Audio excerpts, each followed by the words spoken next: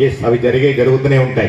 But ultimate ఏం వచ్చేసేసి ఏ కులానికైనా ఏ జాతికైనా వాళ్ళ అస్తిత్వాన్ని కాపాడుకునే చరిత్ర మొత్తం చూడండి. మీరు 2000 సంవత్సరాల చరిత్ర చూసినా, 5000 సంవత్సరాల చరిత్ర చూసినా, ఎవరైతే జాతి అస్తిత్వాన్ని కాపాడుకుంటారో, జాతి ఔన్నత్యాన్ని కాపాడుకుంటారో వాళ్ళే ప్రజల్ని పాలిస్తారు.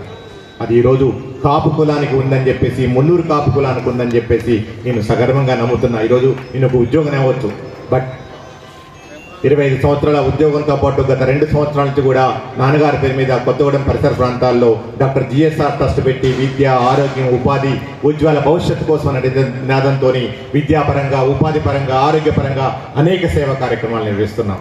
ఎస్, నేను ఇంత చదువుకున్నా, నాకు అన్ని అర్హతలు ఉన్నాయనే ఉద్దేశంతో నేను అక్కడ ఎమ్మెల్యే టికెట్ ఆశించడం జరిగింది.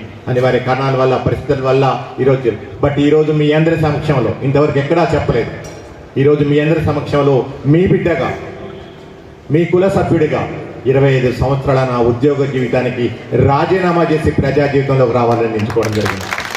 అది ఏదైనా సరే ప్రజాక్షేత్రంలో ఉండాలని నిర్ణయించుకున్నా, ప్రజా జీవితంలో ఉండాలని నిర్ణయించుకున్న నా మొదటి సేవ ఏదైతుందో అది ఫస్ట్ నా కులానికి, అది నా కులం నుంచి స్టార్ట్ అవుతుంది. అంటే రాబోయే రోజుల్లో నా కులానికి సేవ చేసిన తర్వాతనే మిగిలిన వర్గాలకి, మిగిలిన సమాజంలో ఉన్న అన్ని రకాల ప్రజలకి సేవలు అందించడానికి నేను ప్రయత్నం చేస్తానని తెలుస్తున్నా. సో ఈ సందర్భంగా 25 సంవత్సరాల నా ఉద్యోగ జీవితాన్ని వదిలిపెట్టి ప్రజా జీవితంలో నేను అడుగుడాలనుకుంటున్నా. ఈ సందర్భంగా మీ అందరి ఆశీస్సులు, మీ అందరి